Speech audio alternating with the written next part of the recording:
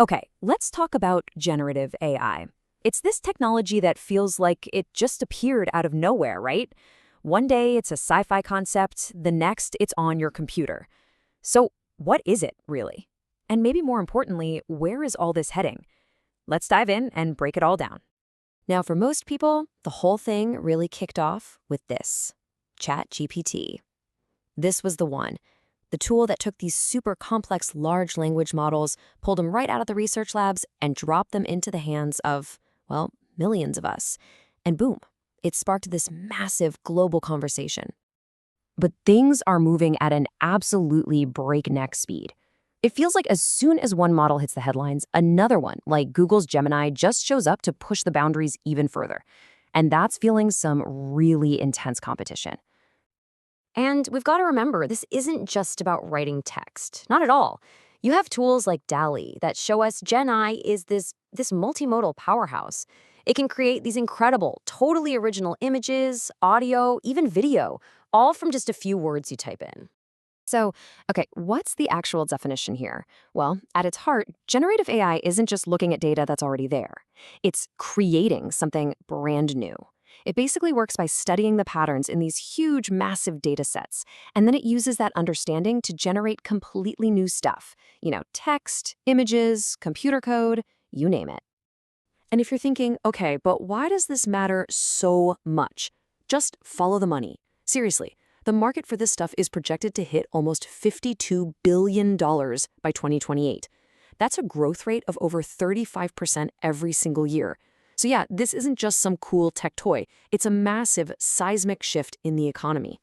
Right, so this whole AI revolution, it feels like it happened overnight, doesn't it? But the truth is, it's been decades in the making. So how did we get here so fast? Let's take a quick look back at the key moments that really set the stage for the AI boom we're seeing today.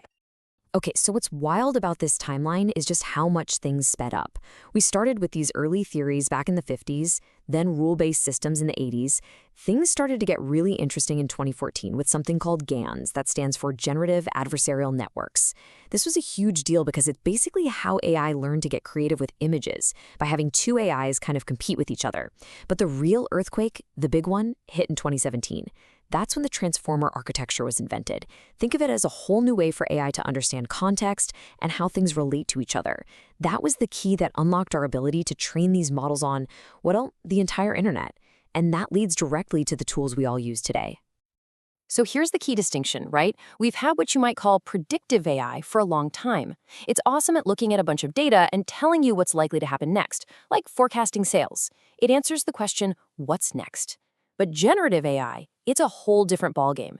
It doesn't just predict, it creates, it designs, it writes, it imagines. It answers that much bigger, more open-ended question, what if?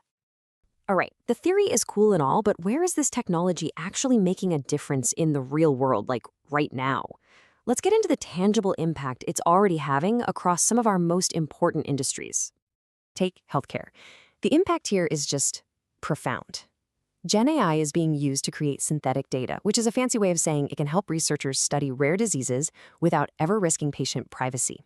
It's also getting better and better at analyzing medical scans, like MRIs and CT scans, to help with diagnostics. And get this, it's taking a huge chunk of the administrative burden off doctors by summarizing notes and even drafting communications to patients. That's a game changer for burnout. Now let's jump over to the financial world. It's being totally shaken up by what some are calling autonomous finance. Basically, GenAI is automating super complex processes. It's analyzing market sentiment, reading the news, scrolling social media in real time to figure out which way the wind is blowing. It's even helping predict risk in tricky new areas like carbon markets. It all boils down to two things: incredible speed and much deeper insights. And the amazing thing is how wide the impact is. Look at two completely different fields. In education, it's helping create personalized learning paths tailored to individual students. Then you have the energy sector, where it's optimizing the design of solar panels and helping forecast energy needs to keep our power grid stable. I mean, two totally different worlds, and both are being fundamentally changed. Okay, but it's not all sunshine and roses. Of course not.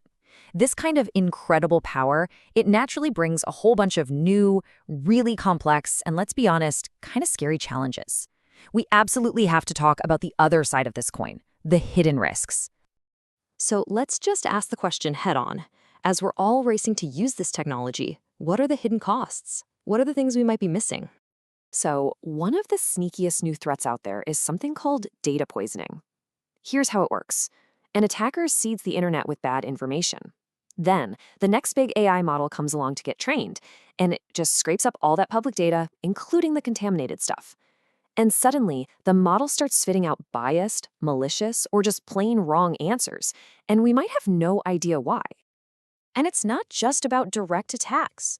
There are these huge, really thorny ethical questions we have to wrestle with. For instance, if a model is trained on data from our world, a world that already has biases, how do we stop the AI from just making those biases even worse? And then you've got the whole deepfake problem, right? It's getting harder and harder to tell what's real. And privacy. What happens when a model accidentally leaks sensitive personal information it picked up from its training data? All of this leads to the million-dollar question. When one of these systems makes a mistake and causes real harm, who's responsible? Who's on the hook? I think this quote really changes how we should look at all this. It's suggesting that maybe the goal isn't just to build a more powerful creator, but a better collaborator. It frames the future not as AI replacing people, but as AI empowering people to do more than they ever could alone together. And speaking of the future, just as we're all getting comfortable with generative AI, the next big thing is already on the horizon. It's called Agentic AI, and trust me, it's a whole different way of thinking about this. So what exactly is it? Well, agentic AI systems don't just sit there waiting for you to tell them what to do. They can actually perceive their environment, figure out their own smaller goals, and then take action in the digital world or maybe even the physical one, all to achieve some bigger objective that you gave them. This right here is the absolute key to understanding the difference. With the generative AI we have now, you give it a prompt, right? And it makes something for you. But with agentic AI, you give it a goal, something like, plan my trip to Italy and here's my budget. It doesn't just spit back a list of ideas, no.